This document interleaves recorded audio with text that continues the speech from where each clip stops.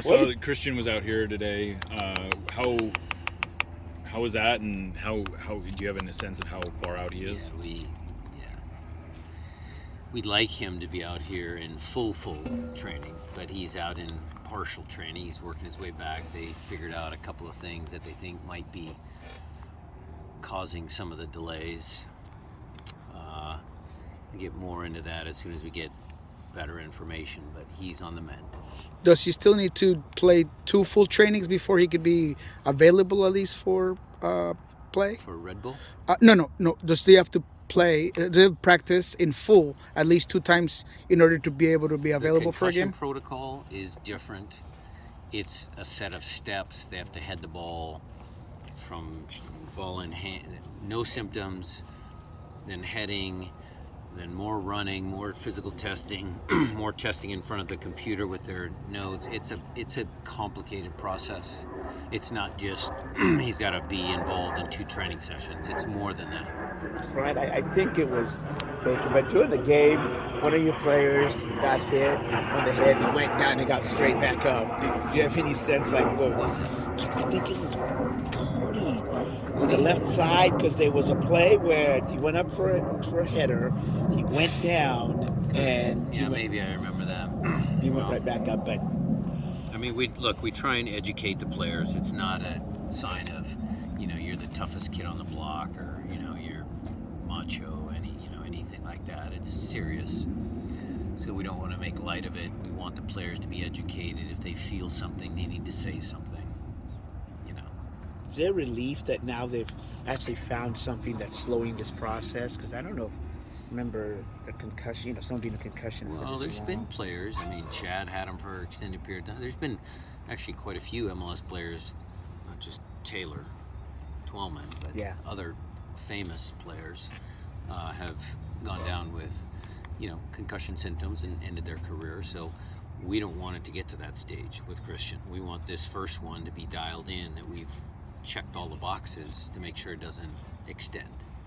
Coach, going over this game, it seemed like this was maybe the worst performance of the season. Going over the video, did it feel to you that way? I don't know if I'd say it was the worst. Maybe it feels like the worst.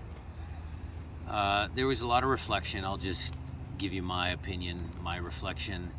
Did we, set the team up properly? How did we press? When do we press? The lineup decisions. Do you do what normal coaches do? You pick the 2 games on the weekend, mix the team in the middle. Did we play strong, and then some changes? Is that just because of our health situation? We talked about our training. How are we training the guys, both physically and the tactical stuff? I mean, we went over a lot of reflection this morning as coaches to make sure that, we're not missing anything. I think the goals, Alex raised his hand. I mean, he's got broad shoulders. He could have done better on both those plays. He knows it. But was that a symptom of fatigue, playing 3 games in a week? And we ask a lot out of Alex Roldan. We ask him to get up and down that field. But that's a demand of the game. And he doesn't say that as an excuse. And, I don't say that as an excuse for Alex. It happened. And so, it wasn't a good performance. I'll agree with you there. I'm not sure it's the worst, but it wasn't good. And the pressing, just going back to that, more in terms of recognizing when other teams are pressing you. There was a massive gap between their front 7. It's clear on the tape. You guys, I don't know if you guys get the panoramic view, but they pressed with 7. They got the 3 center backs, and we had Chu and Montero and Jordan on 3 center backs, almost 3 for 3, and we weren't able to take advantage of that. We took advantage of that the first 10 minutes. She got down the left-hand side a couple times, but after that, it didn't work. Is that a recognition thing? Yeah, it's a recognition. It's, the flow of the game. We defend, we'd press, and then somebody would give the ball away. We defend, and, they get tired when they defend, and so how do we sustain our possession? How do we sustain our attack, our effective attacking? I mean, there's lots of little things, little nuances that we try to message within the film, because they look a little sluggish, for sure. Are you frustrated? I gotta ask the hard question. Frustrated with the turnovers? Well, I know they happen. It happens to the best of them. It happens to Nico, it happens to Ymar, it happens to Alex, it happens to Josh, it happens to everybody. I mean, we want to try and avoid them at all costs. Again, back to our messaging as a coaching staff, I can take some of that responsibility. Maybe the third game in a week, you play a little more conservative. Maybe you just, the message is, hey, let's possess the ball more. Let's be a little bit more cautious. We're away from home. You know, I don't do that naturally. I want to play the same home or away. So lots of reflection for us. Did you you had Morris on the right there? Yep. It looked like he was tracking back a lot. Was that sort of the plan all along, No. or was that? No, that's just, you know, Jordan being Jordan. He's doing whatever he can to help the team, but that does diminish his ability to go forward. It's something we needed to solve. When you play with Josh and Albert, do you want Josh to get that high, or is Josh supposed to be staying a little bit farther down?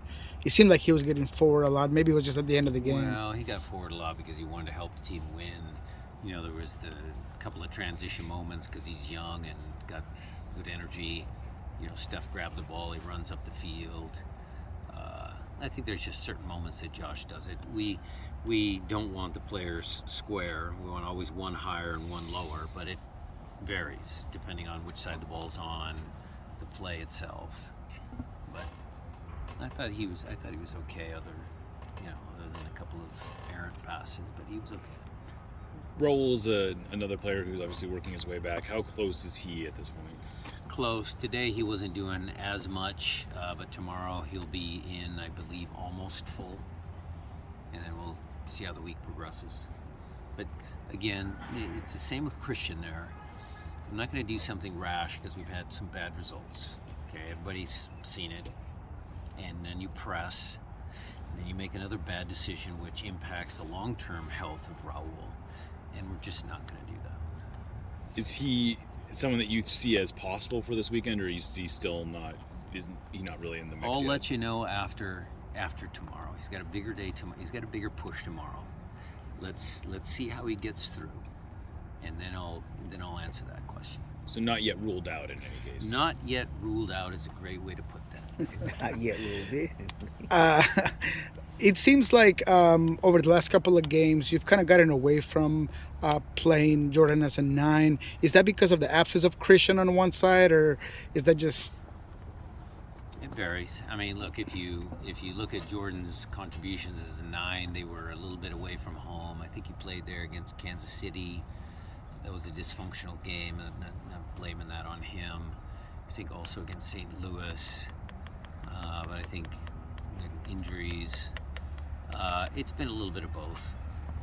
I mean, where does he really fit within our group? Are we going to take him from a, first 11 type wide player to a first 11 type forward when you have Raúl and Hebert and Freddie? I don't know. But certainly I think he enjoyed playing up there. He enjoyed scoring goals. So, we're working through that. I just think we need some stability. And we don't have it yet until we get everybody back, but we'll find it. I'm curious. When it comes to, I mean, you've done this so long, you don't overreact to a small series of games that things are not going your way. But is there any type of mentality things that you do with the players of I don't know, exercises away from the training fields, or I don't know? I wouldn't say that we do any, stuff away from the training field other than the normal yearly get-togethers. We always try and plan something fun with the group that they can be together. We've done a couple of those already. We had some good moments in Spain, and there's been times where we've all gotten together. We had team barbecue a while back. But yeah, you can't get down into that depth and panic and whatever. We're not panicking. We're just trying to make sure that we as coaches think everything through and give them the tools to be successful. And consistency. Can't just change. I don't think that's right. You have to make minor tweaks and make sure everybody's on the same page. But we'll see. Red Bulls have now played 3 games. And what kind of challenges We're do they going to go face? walk in there now and address that. I know Jorge and John always give us a presentation as coaches. They've already done all the film of the 3 games. We'll get that this afternoon. So we'll come up with a game plan, but I got to listen to those guys first. Not how important, but how good is it for you that you already played a team like St. Louis where you were able to play so good through the press? Now that you're getting a team like Red Bulls that is going to press you that high as A long well. time ago when we were playing a little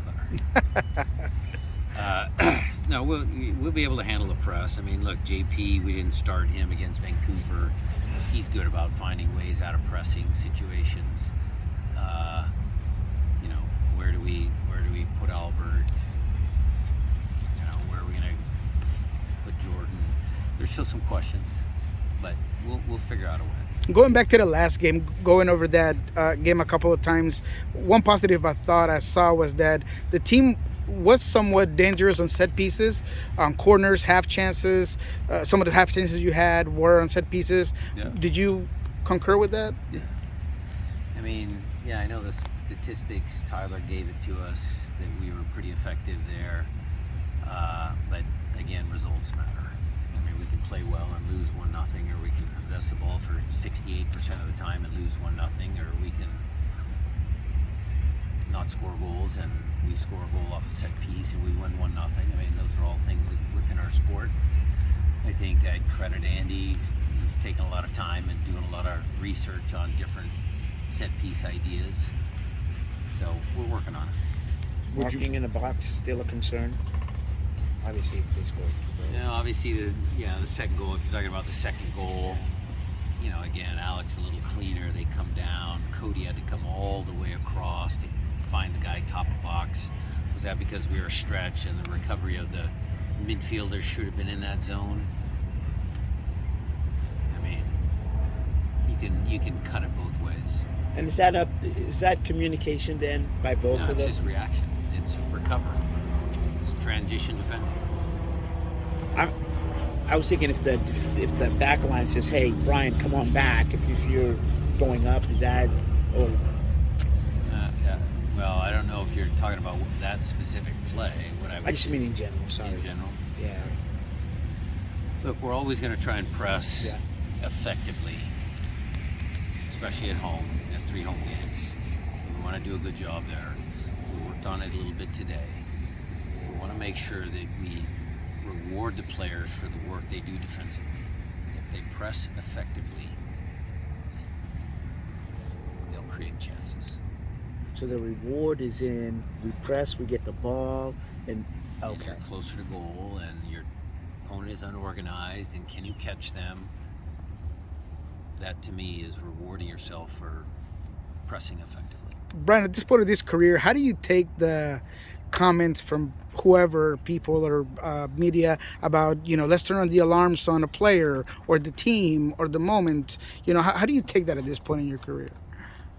Fans who buy a ticket can voice their opinion.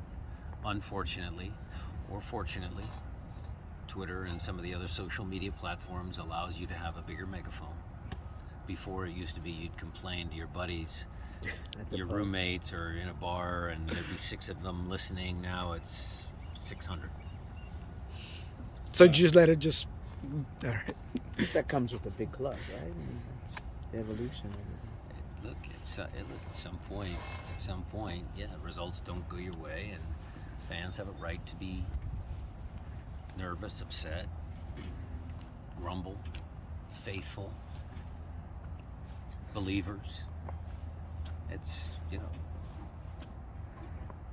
Obed Vargas started for the U.S. against Ecuador. You happen to watch that? And Yeah, good. What'd you make of Played that? well, yeah.